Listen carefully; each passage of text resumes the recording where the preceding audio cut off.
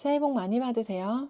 반지하의 시행착오를 넘어 반포 대단지 입성까지 실전자산 성장 전략을 전하는 하이엔즈테크의 대표 하이인입니다. 연말 잘 보내셨나요? 연말 모임을 다녀보니까 이제 40대에 접어든 친구들 사이에서 자산 격차가 유독 확연히 느껴진다는 분들이 많았습니다. 이는 어디에 사느냐가 곧 그 사람의 자산 규모를 증명하는 시대를 살고 있기 때문인데요. 치열한 20대와 30대를 보내고 40대에 들어서면 이제 아이들이 어느 정도 커서 고객분들께서 친구들을 만날 여유가 생기시는데요. 오랜만에 만나면 누가 어디 사는지 자연스럽게 알게 되죠. 이제 주거지는 단순한 안식처를 넘어서서 그동안 쌓아온 이제 경제적 선택의 결과값을 보여주는 가장 솔직한 지표가 되었습니다.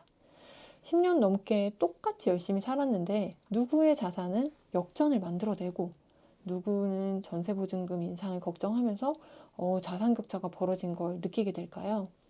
오늘 영상에서는 이 자산의 격차를 만드는 근본적인 원인과 제가 직접 이렇게 상담하면서 정립한 자산의 상승을 만드는 아파트 구별하는 방법을 공개하겠습니다.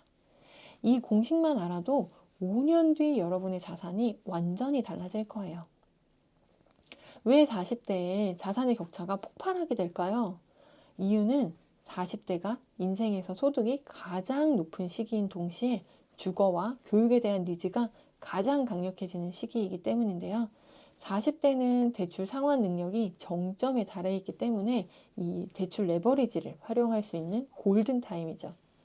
아이들이 초등학교 고학년으로 올라가면서 이제 정착할 곳을 결정해야 하는 이때에 이제 내 집을 이제 디딤돌 삼아서 위로 올라갔느냐 아니면 이제 전세라는 안주에 머무르냐가 10년 뒤 수십억의 자산 격차를 만듭니다. 이 격차는 단순히 운이 아니라 이 선택의 누적인 거죠. 그럼 자산의 격차를 만드는 근본 원인은 무엇일까요? 첫째, 자산의 가격은 이렇게 직선으로 우상향하지 않습니다. 상승과 하락을 반복하면서 각 자산이 가진 본연의 가치에 따라서 우상향의 기울기를 그리면서 나아가죠. 하지만 진짜 좋은 자산은 하락장에서 그 진가를 발휘하는데요. 하락한 가격이 이전 가격을 빠르게 회복하고 다시 치고 올라가는 자산이 있는가 하면 하락한 채 회복을 하지 못하고 시장에서 소외되는 자산도 있습니다. 바로 이 회복하는 힘의 유무가 자산의 격차를 만드는 거죠. 결국 내가 보유한 자산이 이 화폐가치 하락을 방어할 만큼 탄탄한 수요를 갖추고 있는지, 그리고 이 인플레이션을 동력 삼아서 다시 튀어오르는 힘, 즉 역전의 에너지를 품고 있는 이 서울 아파트를 고르는 안목이 자산의 격차를 좁히고 나아가서는 이제 앞서가게 만드는 거죠. 두 번째는 어떤 기울기를 그리면서 상승하는 자산을 보유했느냐가 자산의 격차를 가르는데요. 똑같은 시간을 기다려도 누군가의 자산은 완만하게 오르지만 누군가의 자산은 가파르게 치솟습니다. 결국 시장의 흐름에서 더 가파른 우상향을 기울기를 그릴 수 있는 자산을 선택하는 안목, 그게 바로 역전의 속도를 결정하겠죠. 그다음에 세 번째, 설령 그 수익률, 기울기가 같더라도 이 자산의 절대가에 따라 격차는 상상할 수 없을 만큼 벌어지는데요. 예를 들어서 현금 10억을 가진 두 분이 계시다고 할게요.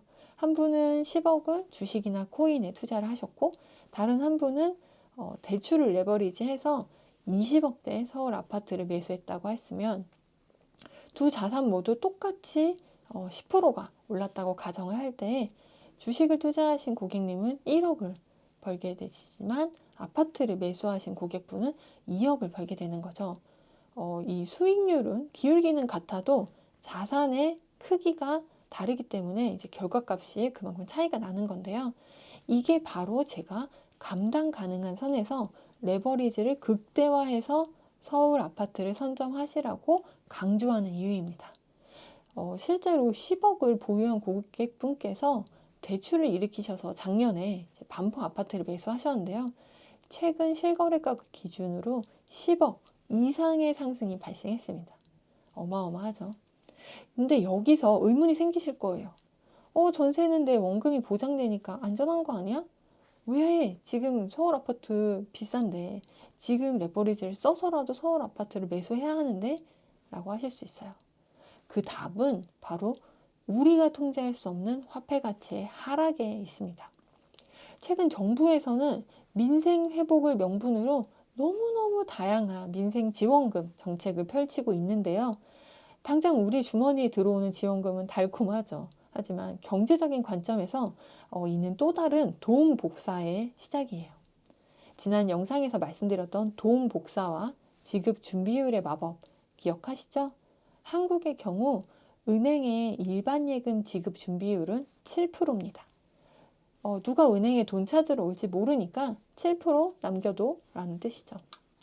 정부가 100만 원을 이제 시중에 푼다고 가정했을 때 은행은 7%만 금고에 남겨두고 93만 원을 대출해 줄 수 있어요. 그럼 제가 이제 93만 원을 대출 받았다고 가정할게요. 그러면 저는 이제 사업을 위해서 기기를 구매하게 되겠죠.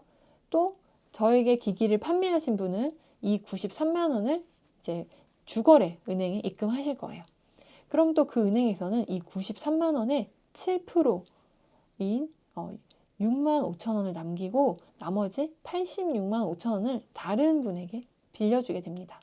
이러한 이 도움 복사 과정과 지급 준비율의 마법을 거쳐서 처음 정부가 푼 100만 원은 지급 준비율 7%를 기준으로 최대 1,400만 원까지 불어날 수 있어요. 무려 14배나 복사가 되는 거죠. 이렇게 시중에 돈이 흔해지면 어떻게 될까요? 돈의 힘은 약해지고 화폐 가치는 하락할 거예요.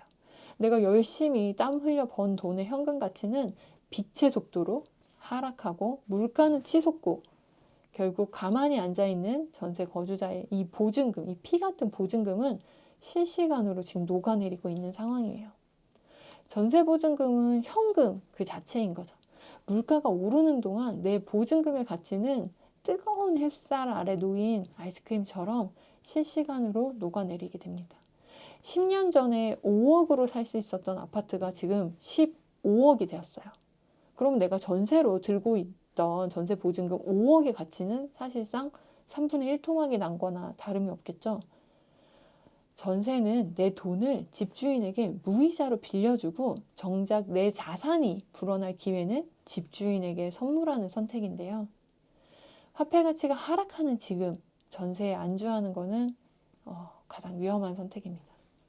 그럼 영상 초반에 말씀드렸던 자산 상승을 만드는 아파트를 판별하는 방법 지금 공개하겠습니다. 상황이 이렇다 보니까 이제는 단순히 집을 사느냐 마느냐의 문제가 아니에요.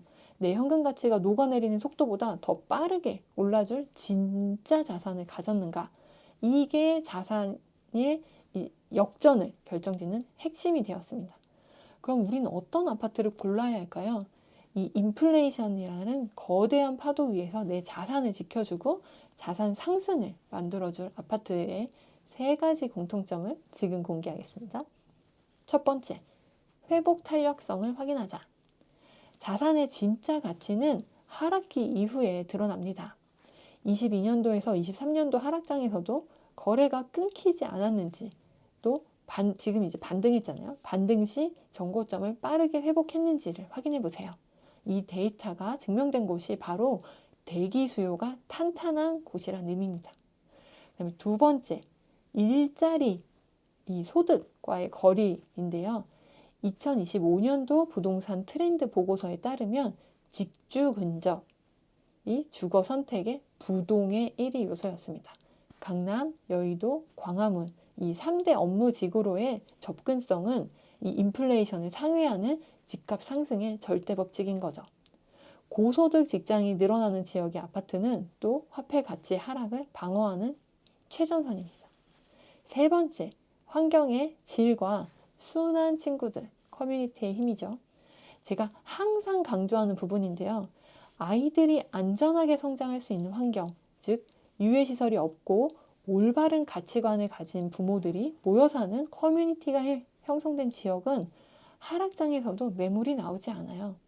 실거주 만족도가 높은 곳은 하락기에 가격 하방 경직성을 강하게 유지하면서 다음 상승장에 강하게 뛰어오릅니다. 오늘 영상 어떠셨나요? 40대 초반에 느끼는 친구와의 자산 격차로 혹시 좀 마음이 아프신 경험이 있으신가요? 하지만 저는 그 쓰라린 마음이야말로 앞으로 10년을 완전히 바꿀 수 있는 가장 뜨거운 원동력이 될 수 있다고 믿습니다. 저 역시 어린 시절에 이제 갑작스러운 반지하 물난리로 소중한 추억이 담긴 사진 한 장 건지지 못한 채 이제 지독한 가난을 겪었는데요. 성인이 되어서도 사실 제대로 공부하지 않고 섣불리 반지하를 매수했었고 그 주택이 팔리지 않아서 자그마치 17년 동안 참담한 이루 말할 수 없는 경험들을 했었습니다. 하지만 저는 그 고통을 외면하지 않았고 자산 성장의 강력한 동력으로 삼았는데요. 그 절실함이 있었기 때문에 지금의 반포 입성이라는 인생의 역전을 만들어낼 수 있었습니다. 중요한 건 지금부터예요. 10년 전으로 돌아가서 과거를 바꿀 수는 없잖아요. 하지만 지금 이 순간 어떤 자산을 선택하고 어떻게 행동했느냐에 따라서 10년 뒤 연말 모임에서 여러분은 반드시 자산의 역전을 증명하는 주인공이 되어 계실 거예요. 저와 함께 자산 성장을 통한 역전의 기회를 잡으실 수 있도록 다음 주에도 선한 영향력을 나눌 수 있는 좋은 영상으로 찾아뵙겠습니다. 영상 시청해 주셔서 감사합니다. 새해 복 많이 받으세요.